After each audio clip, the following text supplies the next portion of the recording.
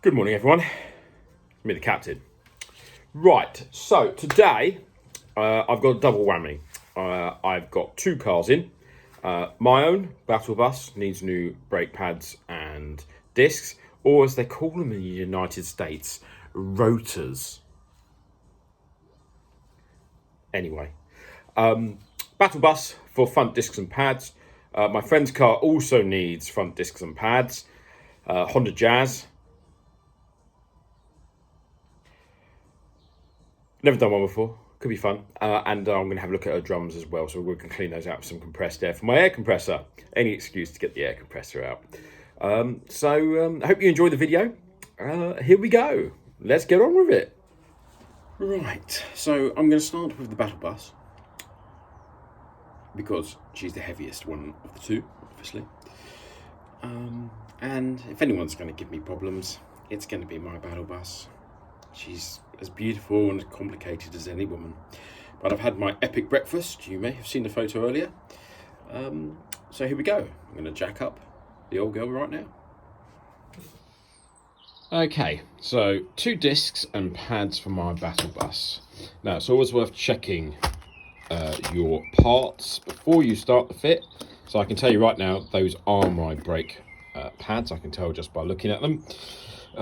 They've given us some nice instructions, brake fit. I ordered these off the Dr. Car Parts off eBay. 50 quid for the set.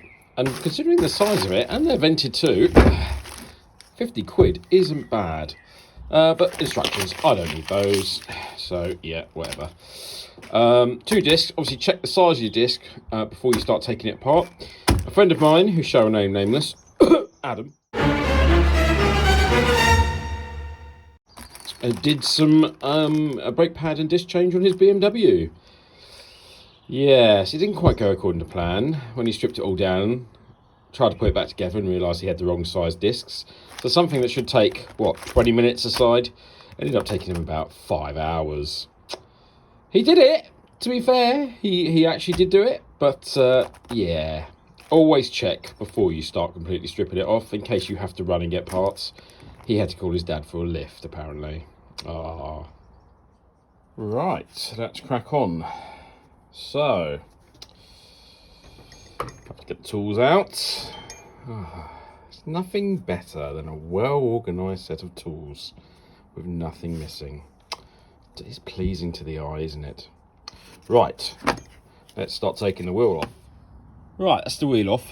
This is on the Battle Bus, by the way. So you can see I've still got some serious meat left on those pads. It's only a very small lip on these discs.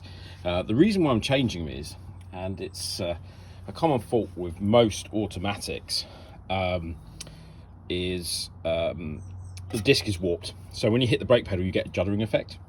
Now the reason being, and it affects autos more, is in a manual, when you stop, you can take your foot off the brake. The car generally doesn't roll, because you've got the clutch depressed. With an auto, they're inherently always wanting to go forward.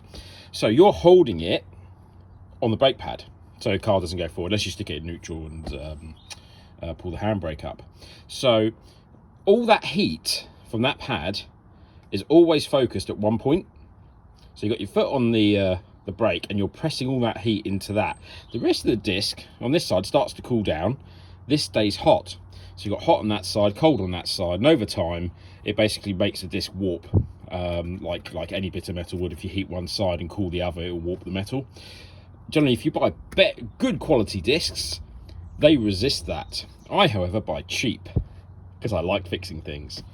So yeah, that's why autos tend to use more discs than manuals. And yes, I have just checked to make sure the disc was correct. And it is. Well done, car doctor. You've got it right. For 50 quid, I cannot complain. I might have to do this every 3 years because they warps the discs, but I'm not really bothered. I'm not going to spend £300 on a set of discs that never warp. The car's not worth it. Except in sentimental value, of course. Well done. Okay, so got to take the anti-retainer here, anti-rattle retainer off. It's quite difficult to do, and I'm holding the phone one-handed. There we go, that's gone. Very straightforward. The only thing holding the disc in is that one bolt there, because normally the wheel's pressing into the the hub as well, so it keeps it in place. So that's got to come off. You've got 2 bolts for the outer caliper carrier, so I can take the bolts out. Then I've got 2 bolts on the inside which holds the caliper mounting here in place, because obviously if I don't take that off I can't get that off. So it's literally only 5 bolts, would you believe, and 1 electrical connector, which I'm going to reuse if I'm careful. I'll get away with it, to change some discs and pads. So I'm going to start undoing the caliper. We'll get those pads out and then you can see the rest of it. Okay, so that's the caliper out the way. I've already taken 1 pad out. There we are. There's the other one. So I can get it out the caliper. It's in there. There we go. There's the other one. As you can see, I've got some meat left on them. Let's have a quick look. Oh, so they're wearing quite evenly, which is what you like to see. So yeah, very nice. So next I've got to take the caliper carrier out the way, which is a couple of 17mm bolts on the back. Then we can take the disc off. It's literally been about 3 minutes so far. Right, so carrier's out the way. I've undone that bolt. Now normally on some cars the disc can get stuck on the hub, and then you could use a blowtorch, maybe heat the disc up, expand it, pull it off the hub, or I've got a puller that I can use. However, the Battle Bus is being very nice to me today. It looks like the universe is shining upon her captain, because as soon as I undid it, it came straight off. Oh, they can be very tricky to get off. Maybe this Honda Jazz later will be a tricky one. So there's the hub that the disc sits on, and that's the dust shield on the back of the caliper. So that's basically the whole system taken apart. It's taken me no more than 5-6 minutes. I'm going to give this a quick clean with a wire brush, because when you put the new disc on, you want a good seal on it. Right, that's nice and clean. So next we're going to put the disc back on, because the refitting process is exactly the same as the removal process, just in reverse, apart from one extra bit, which I'll show you later. So new disc. So a new disc is covered in oil, so it doesn't rust when it's in packaging. So you can see some of the oil there. If we were to put that straight on and hit the brake pedal without cleaning it, you wouldn't stop very fast, if at all. Not before you meet a wall anyway. So a bit of brake cleaner cleans all that oil off, both sides. And we stick the disc on, and then we'll move back to rebolting the caliper mounting.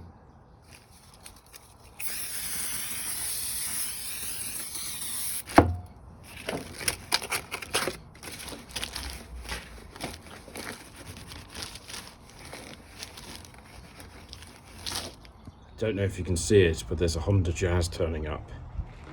Oh, she's gonna take my bushes out. So I've now got the keys to the Honda Jazz. My offer of fitting turbos, NOS and superchargers was declined for some reason. I don't know why. Anyway, back to the Battle Bus. We'll turn our attention to that one later. Okie dokie. So caliper's back on, carrier's nice and tight. Screwed the disc in. Now the next thing to do is to wind the piston back in. Now if we don't do that, we can't put the new pads in, because the new pads are thicker. So we need to push that all the way back in. For that, you need, if you come this way, what drawer would I have it in? A piston wind back tool. So many tools, so many drawers. No. Ah, there it is. A piston wind back tool. So this will help me press the piston back in to the caliper. Wish me luck. Okay, so that's a wind back tool in, and then we just wind it. It's going to be difficult one-handed. And as you can see, that's now starting to press my piston slowly and steadily back into the caliper. So we just go all the way while checking we don't overload the brake fluid reservoir. You can see it down there. So as I'm winding it in, the level is going to come up. So another idea, when your light comes on telling you you're low on brake fluid and you top it up, it could be because your brake pads are worn, because as the pads wear, the level drops. So if you ever get a warning light saying your brake fluid's low, get a garage to quickly check your pads to see if they're worn. If they are, there's no point buying new brake fluid. Get your pads changed, your level comes back up. If you top it up and then the garage has to change it, they have to suck out, so it's a waste of money. And don't forget the environment. And there we go, that's fully compressed back into the caliper. Okay, so next step is to prepare the new pads for going in. Now I could just put them in like this. They do have an anti squealing, what would you call it, membrane coating on the back. But I always go with good old-fashioned lathering of copper grease all over the back. Don't put it on the front. I have seen people do this. In fact, to cure brake squeal, I have known people to spray their discs with WD-40.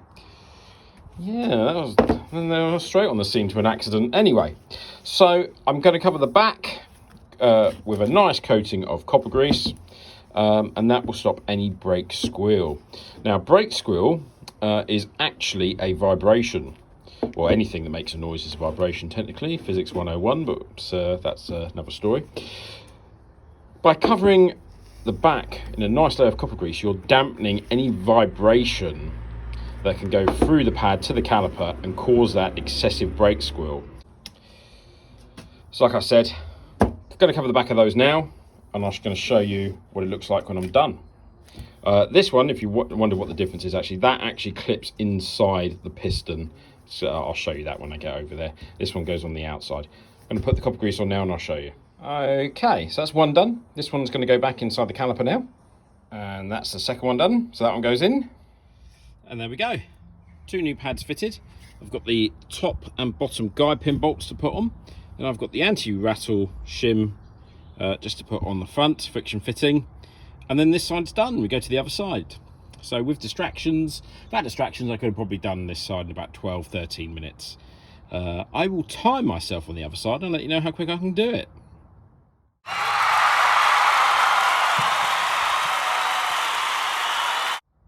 And done. Not forgetting the wear cable as well that I had to plug back in case you wondered if I was going to forget. Remember, the captain never forgets. Okay, so that's all done. Now I've got to bed the brakes in. Now, by the book, it says, oh, you must drive carefully for the next 50 miles. No, that's not the way you bed in brakes. I'll tell you how you bed in brakes. You superheat them. You want to get all the oil and grease burnt off and heat treat those pads and discs. So here's what you do. You go out in the car now, go to 40, 50 miles an hour, keep going at 40, 50 miles an hour and put your foot on the brake and try and hold it at 40, 50 miles an hour for 20 seconds at a time. Your brakes will get super hot. Do it 3 times, let them heat, cool, and I guarantee you the next morning when you fart on that brake pedal, you'll stop.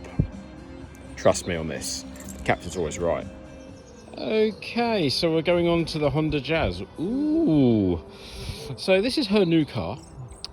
We know the front discs have a bit of a lip on. So she's a learner driver, so brakes are important for emergency stops. So I'm going to start with the front, and I work my way to the back. Let's see how we do this one. Most cars, when you're doing pads and discs, follow a very similar pattern. Might be slightly different tools, hex nuts and Torx bits, but it should be fairly identical to mine. The only thing I'm worried about is if these haven't been changed in a long time, and I don't think they have, will those discs come off easily? We may have to get the pullers out. Or the blowtorch. Fire.